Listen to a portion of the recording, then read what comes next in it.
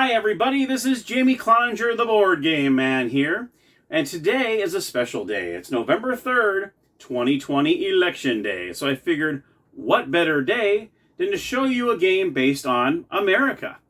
This game was made back in 1982 from Cadaco Games. It is called Know Your America, and I want to give a huge shout out to Simon Says Collectables and More. They're based out of Schnecksville, Pennsylvania. They mailed it all the way from Pennsylvania to me right here in Orange County, California. Very nice of you guys to do that. Thank you so very much. I love the game. It is great. And if you're in the area, stop by at Simon Says, S-E-Z, Collectables and More in Schnecksville, Pennsylvania. If you're not in the area, I will put their link down below, their Facebook page link. And what's really cool is they have a video on there. They had a secret sale of some kind for Halloween, and you can see most of the store, and they have all sorts of vintage collectibles, toys. I saw some board games in there, all sorts of good stuff in there. So swing on by or click on the link down below, and if you purchase something, let them know the Board Game Man sent you. So let's head on over to the gamers table, and I'll show you how to play Know Your America.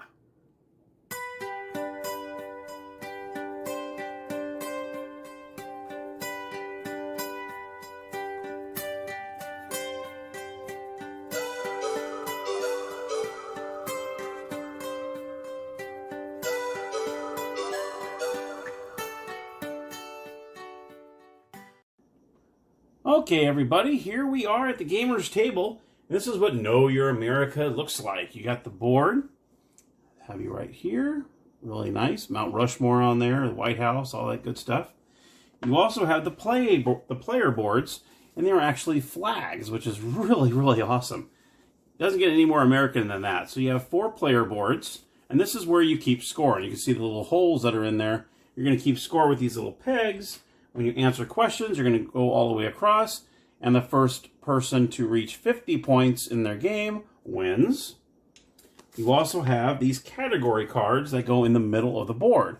The different categories are inventors and authors, government, you got the United States at war, famous Americans, people, places, and things, presidents of the United States, and states of the Union. So these are the different categories.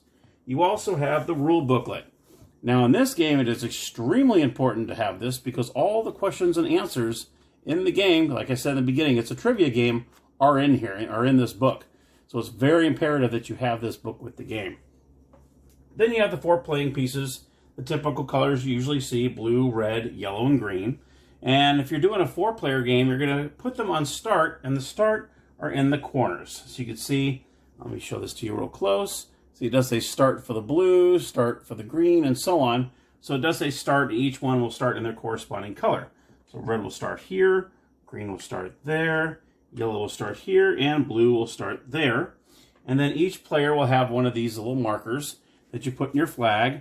And actually, there is no 0, so you won't put them in there until you start getting some points. And then you have this very minuscule die. Very, very tiny die here. So it's very, very small. And that's what comes with the game as well. And that is the components of the game. Now let me go ahead and show you how to play the game. So first and foremost, you're going to take these category cards and you're going to shuffle them up a little bit. Like so. And you'll put them face down in the middle. Now what you're going to do is when it's your turn, you're going to go ahead and flip over the top card and you're going to let everybody know what the category is. Famous Americans. Okay, so everyone knows it's Famous Americans. Category number 7, as you can see on there. That's good to know because all the different categories are in this book. So we're going to go Famous Americans. And now you're going to roll the dice. We'll say blue is player 1. Rolls the die, it's 5. So you're going to go 1, 2, 3, 4, 5. Now you can see it's 21. So what you're going to do in the book is you're going to go under category 7. And you can see all the different... This is category 1, people, places, and things. And then you have the questions and the answers. Then you have category 2 and so on. So in this case, you're going to go to category 7, which is Famous Americans. And then he's on number 21. So you're going to flip over to question 21. And you can see here it is 2 stars.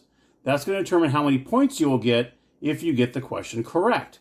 So in this case, say I ask the question, here's number 21. This famous bank and train robber was killed for a reward by Robert Ford, member of his own gang. Who was he? So if you know the answer was Jesse James, then what you would do is you would get the 2 points. You would take your player card, put your little marker here, and put it in the 2.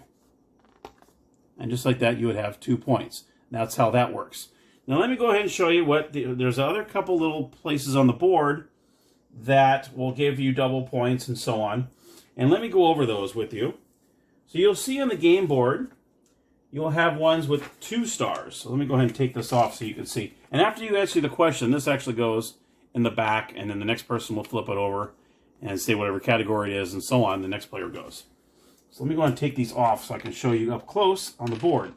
You will see on the board some squares that have 2 stars. So for instance, you have this square here has 2 stars. And you also have this square that has 2 stars. Now, if you land on a square that has 2 stars, this is what happens. You are told the amount of the, like I said in here, when you went in there and see the 2 stars, 3 stars, 5 stars, and so on, you're going to tell the person, okay, this is a 3-star question. Now, after you say that, he may choose to take the risk and gain twice the star value of the question if he answers correctly. So, say if it's a 2-star on the board, and he flips to that question, whatever the question ends up being, and it's a 4-star, he can either say, no, I'm going to go ahead and just answer the 4-star, or he can go double and say, okay, I'm going to go for it, and if he gets it right, he gets 8 points. So what happens is, if he answers it correctly, then he will gain twice the star value. So you're pretty much getting double, okay, what it says. So if it's 2, you're going to get 4. If it's 5 and you get it right, then you'll get 10 points. And that's a fifth of the way done. So that would be great. But if you get it wrong, then you'll go backward the original star value of the question.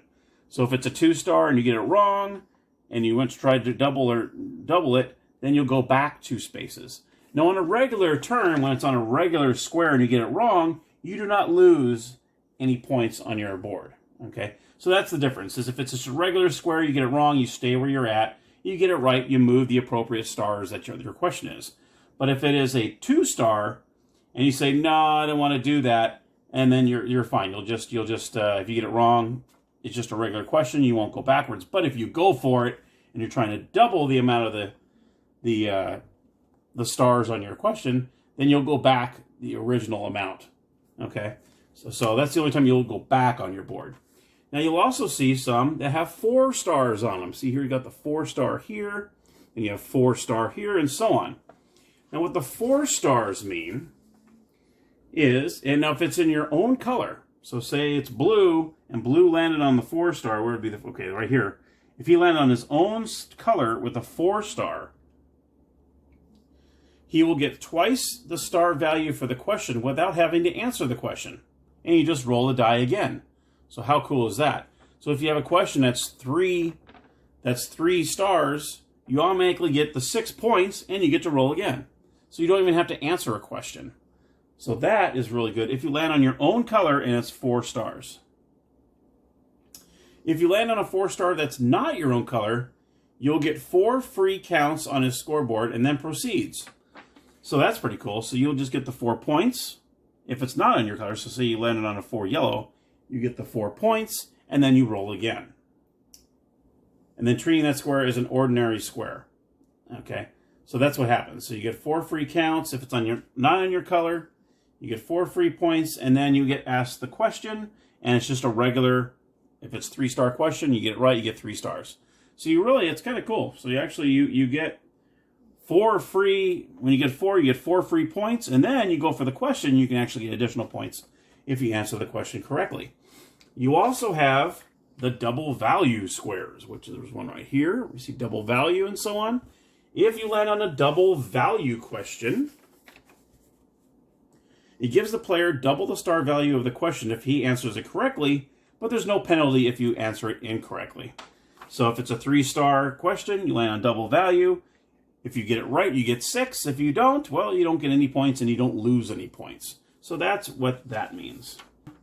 It's really, I think it'd be really good, especially if you have kids that are learning in history and whatnot. This would be a great game, even for adults. I mean, shoot, half of these questions we probably don't even know as adults, so that we should know. So it's a really cool game, really nice trivia game. Whoever gets the 50 points on their player marker first wins the game.